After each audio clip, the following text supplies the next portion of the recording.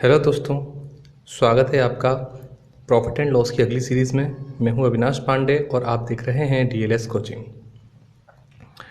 ये कुछ ऐसे क्वेश्चन हैं जो एग्ज़ाम में अक्सर पूछे जाते हैं, कुछ टाइम टेकिंग होते हैं या फिर इनका आंसर आता ही नहीं है।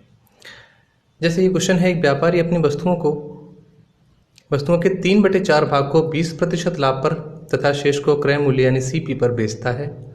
यदि उसकी कुल वस्तुओं का कुल सीपी 64,433 रुपये हो तो इस पूरी प्रक्रिया में उसका लाभ या हानि प्रतिशत बताओ।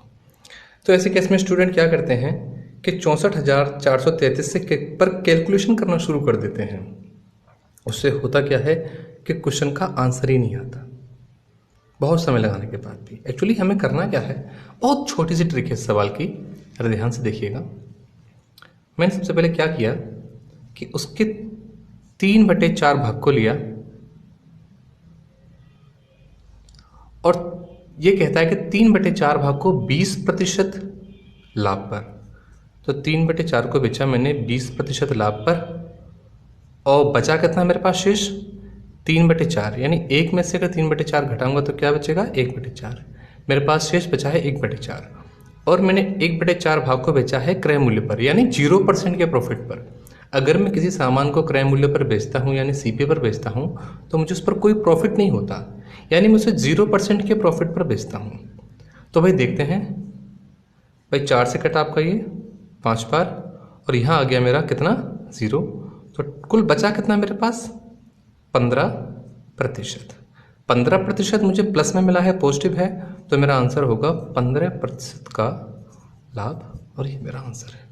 देखिए बस इतना ही करना होता है। इन सवालों में एग्जाम में अक्सर गुमराह करने के लिए इतनी लंबी संख्या दी जाती हैं जिनका कोई मतलब नहीं होता, कि स्टूडेंट कैलकुलेशन करता रहे और जिसका कॉन्सेप्ट क्लियर नहीं होता वह 64,433 पर ही कैलकुलेशन करता है, उसका 3/4 निकालता है, उसका 20% निकालता है, लेकिन उसका आंसर नहीं आता। ठीक, चलो इसी टाइप का एक और सवाल देखते हैं। ये कहता है कि एक व्यापारी अपनी वस्तुओं की आधी वस्तुओं को 20% के लाभ पर तथा शेष की आधी को 20% की हानि पर तथा शेष को क्रय मूल्य पर बेच देता है। तो इस पूरी प्रक्रिया में उसका लाभ या हानि प्रतिशत बताओ। देखिए ये कहता है कि एक व्यापारी अपनी वस्तुओं की आधी वस्तुओं को 20% के लाभ पर, तो हमने क्या किया, हाफ को 20% के लाभ पर, फिर वो कहता है शेष की आधी को, आधी का आधा, हाफ का हाफ कितना होता है, अगर मैं हाफ का भी हाफ करूं तो कितना मिलेगा 1/4, यानी बची हुई हाफ के हाफ को, यानी 1/4 को 20% की हानि पर है तो मैं क्या करूँगा माइनस का 20% करूँगा ऐसे। ठीक है, फिर वो कहता है बची शेष को, बची कितनी मेरे पास 1/4 और बची, जिसको वो सीपी पर यानी क्रय मूल्य पर बेचता है, मतलब वो 0% के प्रॉफिट या लॉस पर उसे वो बेच देता है। ठीक, अब कहते हैं इस पूरी प्रक्रिया में उसका लाभ या हानि प्रतिशत बताओ। देखिए इसे काटिए, यहाँ आता है 10%, तो देखिए, और इसे काटें इससे तो ये आता है आपका माइनस का 5% और यहाँ पर क्या हो जाता है 0 हो जाता है। और 10 में से 5 के तो मुझे कितने मिले 5%, वो भी किसके प्लस के, तो मुझे क्या होता है इस पर 5% का प्रॉफिट यानी लाभ होता है। और देखिए इतनी ही आसानी से मेरा इसका भी आंसर आ जाता है। ठीक, चलो इसी टाइप का एक और सवाल देखते हैं। अगले सवाल में कहता है कि किसी सामान के 2/3 भाग को 5% लाभ पर तथा शेष को 2% की हानि पर बेचा जाता है। देखिए सबसे पहले मैंने लिया 2/3 भाग, जिसको बेचा गया है 5% के लाभ पर तथा शेष को, अब देखिए 2/3, तो शेष कितना बचा मेरे पास, 3 में से मैंने 2 को खर्च किया, बेच दिया, तो बचा कितना 1 बचा, तो शेष बचा 1/3 को 2% की हानि पर, यानी माइनस का 2%, इसे मैं यहाँ पे रखूँगा। ठीक है, इसे कुल मिलाकर 400 रुपये का लाभ होता है। चलो हम यहाँ पर देखें इसे कितने परसेंट का लाभ होता है। देखिए ये यहाँ पर मुझे मिलता है 5 दूनी 10, तो 10/3% प्लस, और ये रहा माइनस का 2/3%, यानी मैं कह सकता हूँ 10/3 माइनस 2/3, यानी मुझे हो जाता है यहाँ पर 8/3, किस में है प्लस में, तो मुझे हो जाता है 8/3% का प्रॉफिट यानी लाभ। अब वो कहता है इसे कुल मिलाकर 400 रुपये का लाभ हुआ हो, तो इसका मतलब ये है कि 8/3% का मतलब है 400 रुपये, तो 100% का मतलब होगा सीपी यानी क्रय मूल्य। बस मुझे कैलकुलेशन कर देनी है कुछ इस तरह से। परसेंट से परसेंट काटा मैंने, 8 से काटा, ये 50 बार गया और ये 100 यहाँ पर आ जाएगा, तो ये हो जाएगा 1/300 बराबर 50/CP, यानी CP बराबर यानी क्रय मूल्य बराबर 50 × 300, यानी मेरा आंसर आ जाता है 15,000 रुपये। और भाई यही मेरा आंसर है। इतने आसान होता है इन सवालों को निकालना।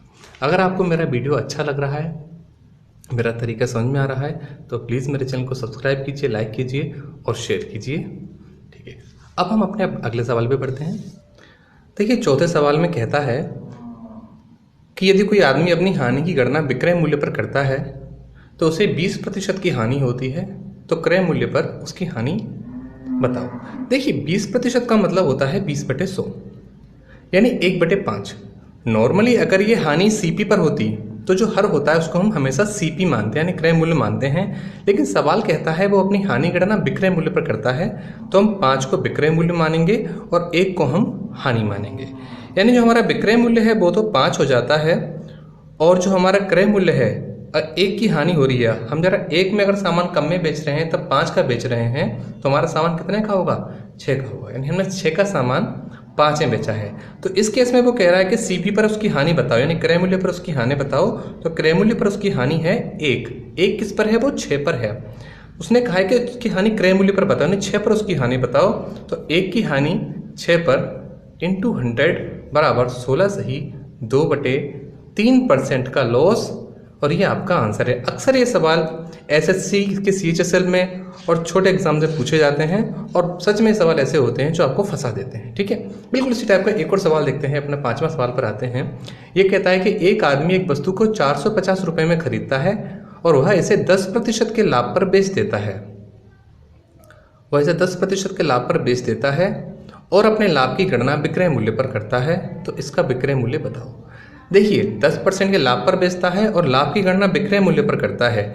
देखिए, 10% का मतलब होता है 10/100 यानी 1/10, और क्योंकि लाभ की गणना विक्रय मूल्य पर करता है तो 10 को इसका विक्रय मूल्य मानूंगा और इसे मानूंगा मैं 1 का लाभ। यानी हम कह सकते हैं कि वो सामान 10 रुपये में बेचता है और कहता है मुझे 1 का लाभ हुआ है। 1 का लाभ कब होगा? जब 10 का सामान उसे 9 का पड़ा होगा, यानी जब वो 9 का सामान 10 में बेचेगा तो उसे 1 का लाभ होगा। तो प्रॉफिट 1 का होता है, और सीपी पर देखा जाए तो प्रॉफिट 1 का होता है किस पर? 9 पर, यानी 1 का प्रॉफिट उसे 9 पर होता है। ये हमारा सवाल यहाँ पर बनता है। बेचता है और अपने लाभ की गणना विक्रय मूल्य पर करता है। वो सामान बेचता है, सामान खरीदता है 450 रुपये में। यहाँ पर सामान कितने में खरीद रहा है? वो 9 में। तो देखो भाई, 9 का मतलब है 450, तो 9 पंजे 45, ये 50 पर गया, तो 10 पंजे 50, यानी कि 9 का 50 गुना 450, तो 10 का 50 गुना 500। तो इसका मतलब उसका जो विक्रय मूल्य है वो कितना आएगा? 500 आएगा। देखिए, ये दोनों हमारे सेम टाइप के क्वेश्चन थे बात वाले। ठीक, इसके अलावा मैं अपनी अगली सीरीज में प्रॉफिट एंड लॉस के जो 6ठी सीरीज होगी उसमें मैं और भी क्वेश्चन कराऊंगा जो एग्जाम में अक्सर आते हैं और जो टाइम टेकिंग होते हैं। तो फिर मिलते हैं अपनी अगली सीरीज में। Thank you.